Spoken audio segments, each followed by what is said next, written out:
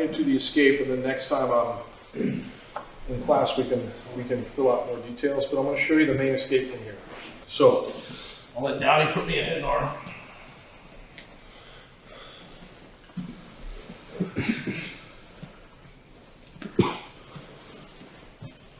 Good. Give me some weight. Yep, good position. There you go. Good. Now from here, if I try and pull him across my body this way, I'm just going to break my ribs, right? There's no way I can pull him across my body. So when I escape, I'm going to do it once, and then I'll break it down for you, but I'm going to actually be doing two movements, okay? So hang on. Okay. So the first thing I have to do is I have to get your roll zone is like your chest, basically your nipples, right? If you get their weight above that space here over your neck, then even if they're very big, you can roll them, okay? If his weight's down here below that line, it's going to be very hard, if not impossible, okay? So the first thing I have to do is get his weight up over here. Now once his weight's over here, keeping my hips up, it's actually very easy to roll them, and they're light while their weight's in the air. So it's two motions, one up and then over, okay? Where it gets tricky is if you have a bad grip. So I always talk about connection, and your hand slides even just a little bit, right? You lose all that pressure. So you have to bite down on them in such a way that when I bridge, I bring his whole body with me. So there are different ways to do that. My favorite is I'm going to take my forearm and I'm going to find Dowdy's floating rib here, right about in here. And then I grab my own hand and then I'm going to squeeze in. Yeah, and I'm not doing that to hurt him. You can hear him make that sound like, oh, right? But I'm not doing that to hurt him. I'm doing it so that when I bridge, none of my energy gets lost, right? So I'm here. Now I go two motions. Up. Now see? Very light. Okay? So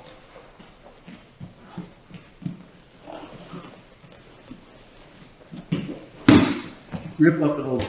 A second way you can do it is maybe, this is harder because they're big or you can't connect your hands, is you can grab up higher towards his armpit and straighten your arms, okay? And that can also work. But what's important is I get a nice bite on his body so nothing gets lost. Right now I hold that up and then over. Okay, so with that I lay down.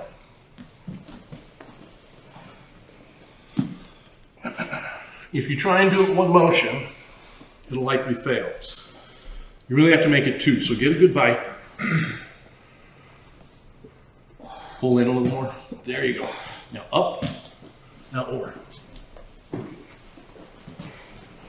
Right? And when you get it right, it feels light. Yeah, so you've got to get their weight above your roll zone up here, okay? There's only one way to counter that, which is what makes this position a little simpler in terms of variables. The counter is this, go.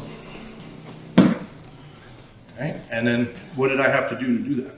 I had to let go of them for a second. So that leads us into the second, and the two of them feed together. Okay, but more often than not, I think you'll be able to roll if you practice. So up, yep, over, there you go. And it's nice, it feels light, even if the other person's big, when you do it right. Did that feel heavy? No. Okay, let's try it back and forth. I'll come help you. Okay, guys, good. Now, I don't want to make this as a simple position in that there's only two escapes I teach. This is one, and then there's one more. And it all begins with this cycle. But there are people who are really good at this position. So like anything else, you never want to get too cocky. So Henry Akins calls this position the soul stealer. Soul stealer. But if you get very good at it, it really sucks the life out of people. But I know what he's trying to do too, right? So if I can keep my weight down here, he can't roll. And there are things that you can do with your body weight. There are also things I can do with my leg. If I post this foot at 12 o'clock, When he goes to bridge to get my weight up here, he can't, right? So that's one thing. So what does he have to do? Well, he has to move his body. Walk your hips close to the other way. Now bridge. There you go. See this? So there's little movement. So if they adjust their legs, now you have to adjust your body. You have to kind of feel where that is. And we'll get into that in future classes, but I just want to make sure you guys have this roll down, because this roll is the key to the whole thing, right? Any questions on it? So one more time, get a solid bite. The point behind this is why I like grabbing the floating rib. You see there's a little indentation there, and then this doesn't slip, hold a little looser. If this just slips just a little bit like that, or if you grab the gi, for example, which is a total waste of time, the gi will move, you'll never move this person, right? So you gotta have a good bite. And then you have to bring your feet close. You have to get a good bridge to 12 o'clock to get my weight up here. Yes, now. The rest is almost incidental, right? The rest is almost incidental.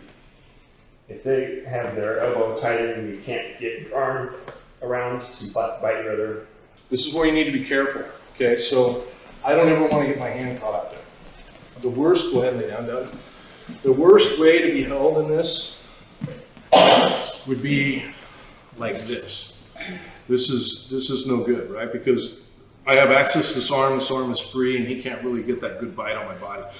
So as they're taking head and arm, I'm grabbing them around the body, right? So Dowdy's, usually there's a few throws where you can land like that, and even there I would do the same, but usually they're transitioning to it out of cross sides, right? So if we're here, I'll show you two things. Let's go this way. Dowdy, transition, go to head and arm. That's the first thing I'm going to try to do, right? So as he goes to head and arm, I'm here, and I can take his back. If I miss that, go to head and arm. That's my go-to right now. Immediately hugged him. I brought my head in tight. I've got a nice bite. So if he goes to attack my arms, try and do anything like that, he can't. If he's not really hanging onto my head, I'm on his back. If he is hanging onto my head and goes to flatten me out, then that kind of assists my roll. So I want to go into that body lock position every time. This is also why I don't like teaching people to do this, because I don't want them, come here. I don't want your reaction to be, go ahead, arm. Like this kind of thing, right? If this, maybe it works. If it fails, oh man, I'm in a terrible spot right here, yeah. Make sense? Yeah. So we didn't work the other movement.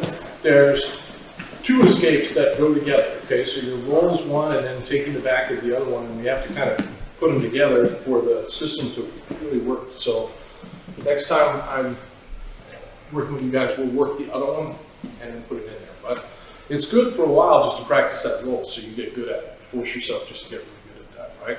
There's only really a couple of things the person's going to do to counter the roll. One is to post with the hand, which is going to be the setup for our second escape.